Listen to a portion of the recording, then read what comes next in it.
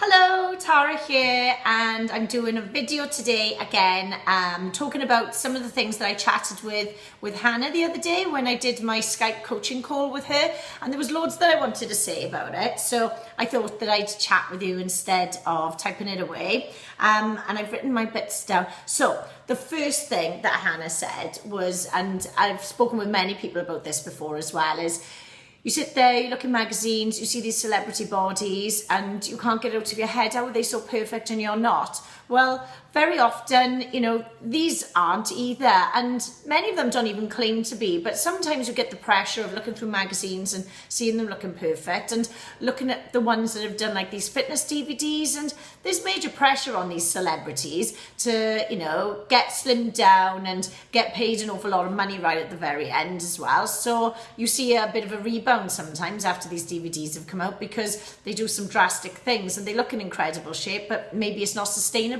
So don't put the pressure on yourself. They're normal people just like us, and they've got their bits and bobs that they don't like, and what we've got to do is work on not doing short-term quick fixes and, you know, getting chefs to live in our house or things like that, like some celebs do, because that wouldn't be reasonable either, would it? But just to not beat yourself up, and, you know, like Hannah said, she said, I'm a grown-up now, I'm 32, I shouldn't believe these things, and that's what it is. They want you to see what they want you to see in these magazines, and somebody one week can be the most gorgeous person, and then the next week the magazine decides that, oh, they've got cellulite or something. So, you know, they're chopping and changing what they think about people's bodies all the time. So don't beat yourself up about comparing yourself to unrealistic goals, maybe. Secondly, my change. This is the first day of the rest of my life. I'm so excited, and I've said a couple of times that I was making some big changes, and I turn around to loads of people and say, change it, change it, change it, and I was thinking something in my mind for about 12 months and I wasn't doing anything about it, and thinking was getting me 0% of the results.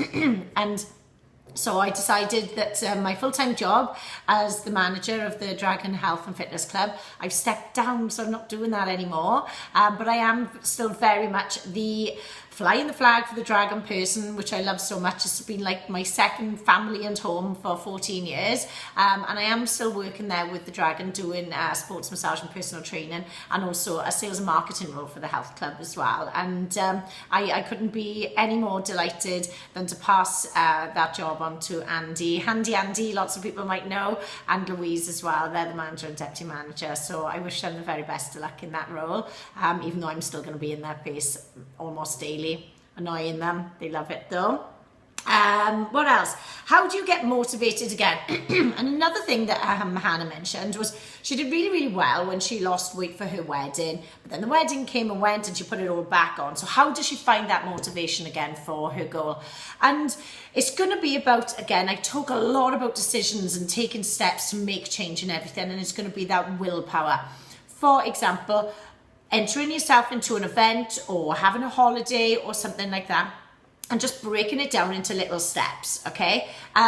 Again, what Hannah did before wasn't sustainable. She lost an incredible amount of weight and looked amazing for her wedding. Not that I saw her, but I'm sure she did. And then it wasn't realistic, so it all goes back on when you go to unhealthy habits. So it's about taking it one step at a time. So I'm going to be working with Hannah and quite a few others as well about how we can make like a daily declaration to ourselves that we promise that we're going to stay strong. Because it was also Hannah that mentioned about the biscuit tin, why she's eating healthy all the time, and when the biscuit tin's there, she's still having them. So yesterday, you'd be glad to know she didn't do it. And it's because she put it out there, she said she wasn't going to. And I put something out there as well. I've gone back into my coffee habit, which I didn't want to be relying on all the time.